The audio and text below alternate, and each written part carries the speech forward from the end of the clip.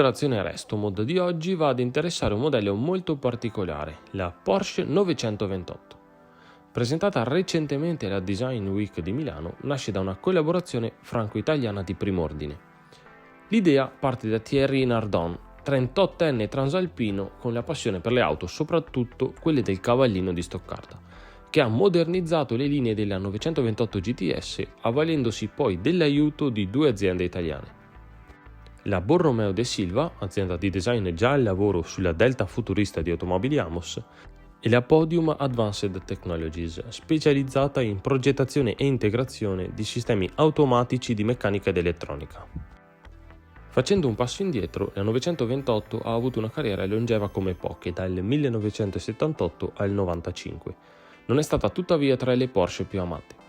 Solo 60.000 gli esemplari prodotti di quella che doveva sostituire la 911 e invece è finita per piacere solo ad una nicchia degli amanti del marchio. Oggi i collezionisti la stanno rivalutando, Nardon in primis, che col suo intervento mira a rilanciare quelle linee che risultano comunque attuali. Il design per l'appunto è stato affinato con parafanghi bombati che ospitano i cerchi da 18 pollici, 2 pollici in più rispetto agli originali ma col medesimo stile.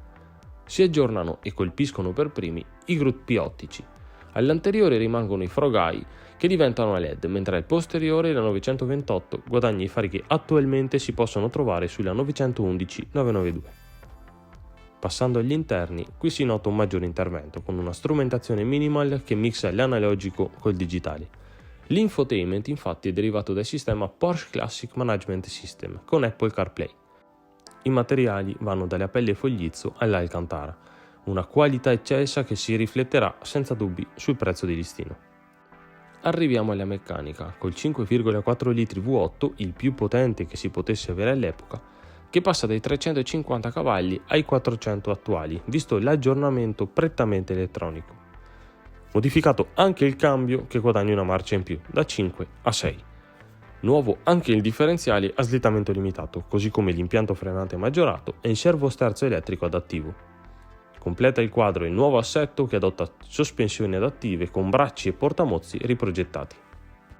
La produzione della 928 Nardon in serie super limitata dovrebbe iniziare nel 2024, qualora il prototipo dovesse riscuotere particolare interesse tra i potenziali acquirenti. Non ci sono dubbi che in quel di Milano ci siano stati molti occhi su di lei, e pare che ci siano già anche alcune prenotazioni. Personalmente parlando, la ricordo nella recensione estremamente particolare di Jeremy Clarkson, che la guidò a tavoletta per raggiungere il padre in condizioni critiche all'ospedale.